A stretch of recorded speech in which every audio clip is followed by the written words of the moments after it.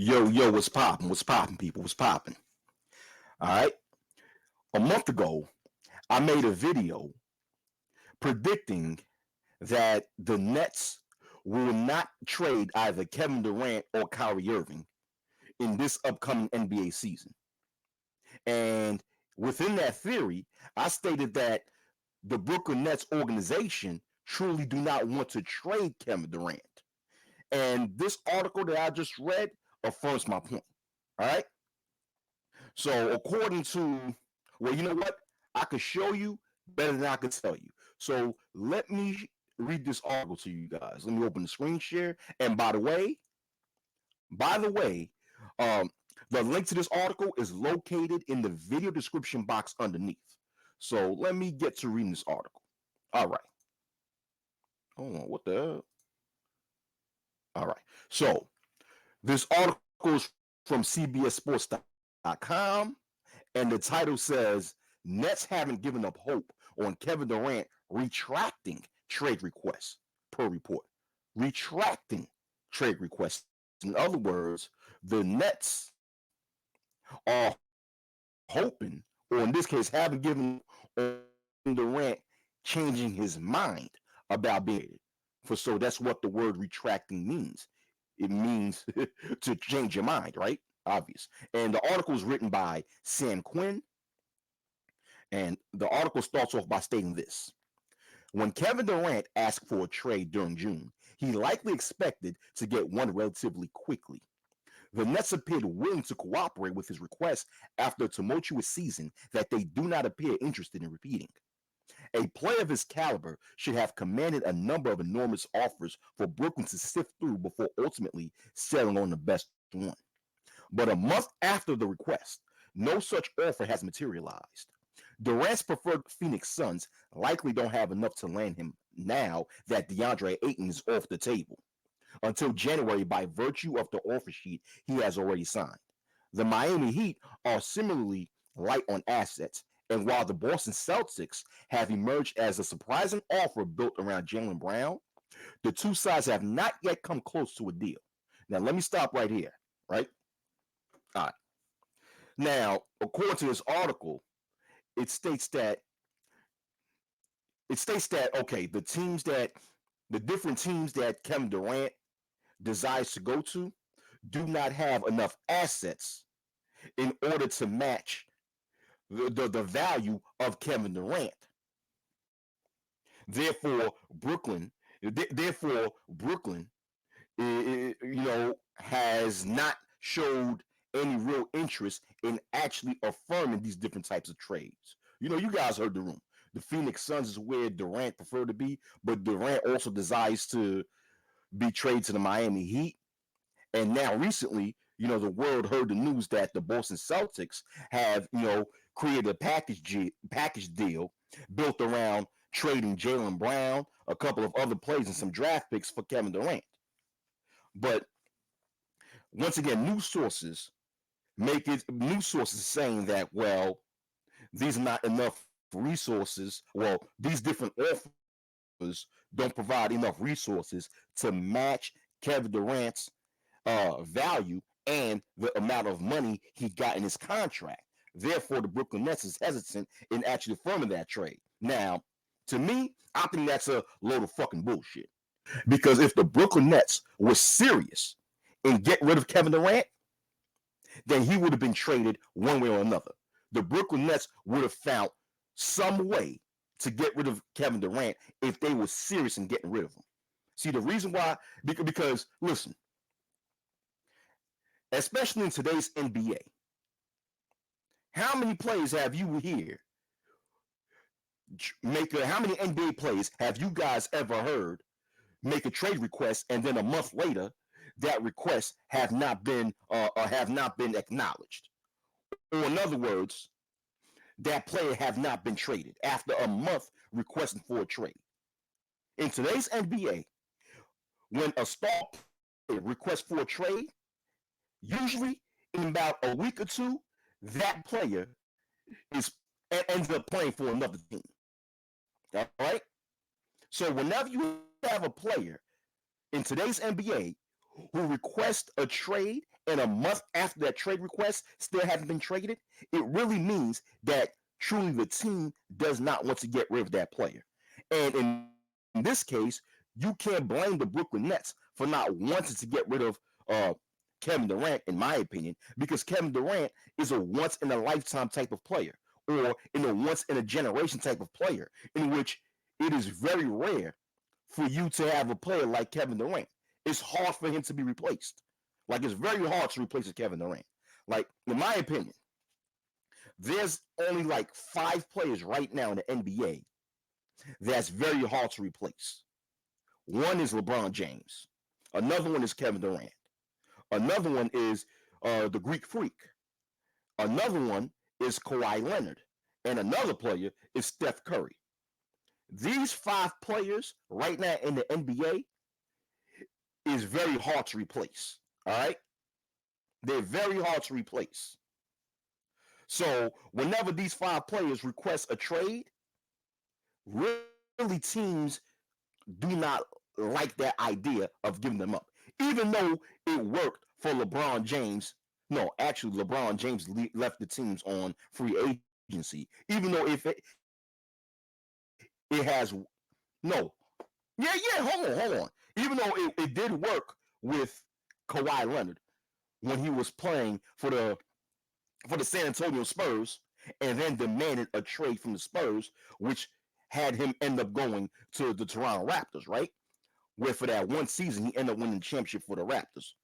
But that's very rare. That's very rare for a player of that caliber to demand a trade and the team ends up, cooperating with that trade, because really teams do not want to trade these types of players. Those types of players are once in a lifetime or once in a generation types of players in which it's hard for them to be replaced. And you can see that whenever it comes to, well, I'm going to take Kawhi Leonard, for example, right? Whenever Kawhi Leonard leaves a team, what ends up happening to that team that he left? That team is never the same. But I'll continue reading the article.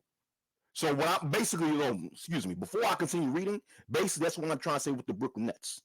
The Brooklyn Nets as an organization knows that if they trade Kevin Durant, which is a once in a generation or once in a lifetime type of player, that is very hard. Their team as an organization will not be the same. This is why really the Brooklyn Nets do not want to trade him. So all this talk about, well, other teams don't have enough assets to actually break even with the trade with the Brooklyn Nets is bullshit.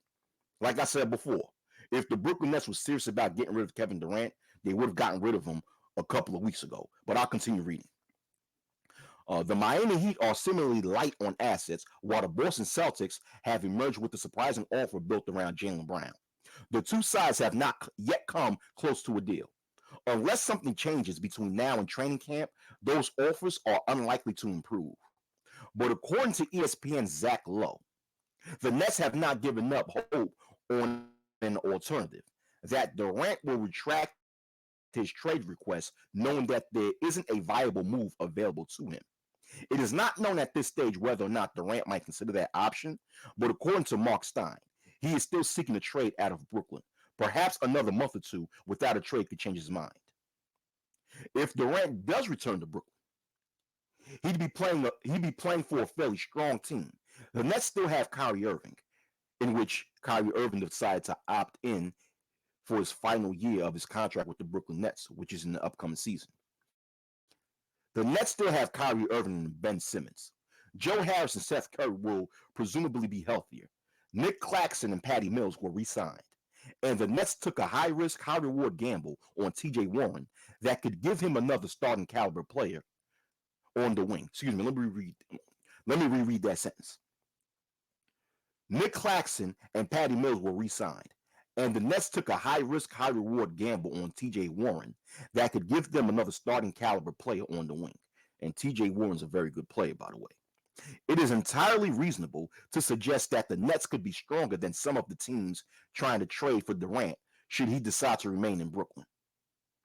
But until he makes his intentions clear, there's just no telling how viable this path is.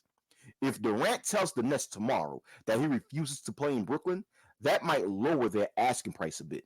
But if there's no deal by training camp and he arrives, that might give them some leeway to trying to keep him. But there's still a long way to go before this situation gets resolved either way. Now, the end of this article states that if Durant doesn't get traded to another team by training camp, then there might be a chance that Durant would change his mind about the trade and play at least for another season, right?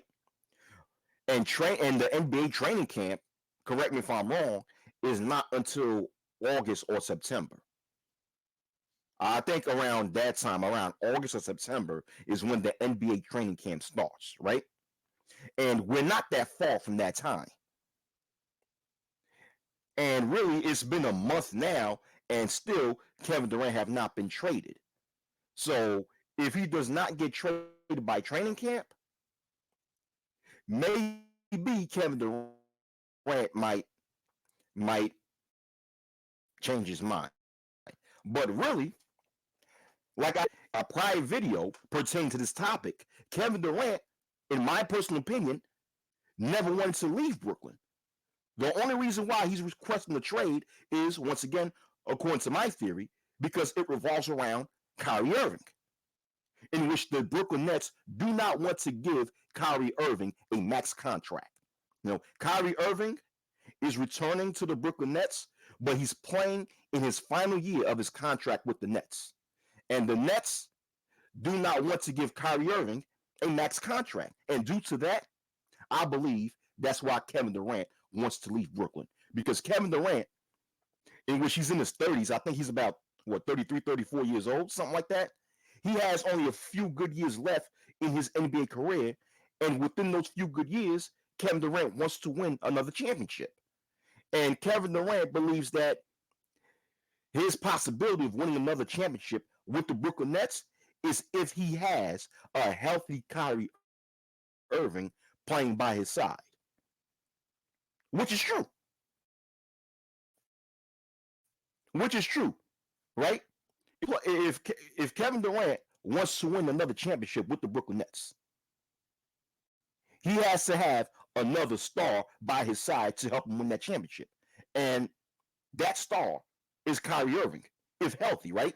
So the way Kevin Durant looking at it is that if Kyrie is not going to get an extension on his contract, and he's playing for his last year, or his very last year in his contract with the Nets, that means that after this season, Kyrie Irving is going to be a free agent in which he might not be re-signed to the Nets. So therefore, if I lose Kyrie Irving, what the hell am I going to get? Who the hell is going to be that big name that's going to play by me? And he's looking at it as, hey, listen, what are the chances of me winning another championship ring if I don't have a player like Kyrie Irving playing by my side? So if that's the case, I might as well leave now, or at least put pressure on the organization and threaten to leave. That might pressure the organization to give Kyrie Irving an extension on his contract. In my opinion, I believe that's how Kevin Durant is looking at it. Because I don't even think Kevin Durant wants to leave Brooklyn. I think Kevin Durant is leveraging his option to leave and using that as leverage in order to pressure the Brooklyn Nets organization to give Kyrie Irving an extension on his contract. Because Kevin Durant wants to play with Kyrie Irving.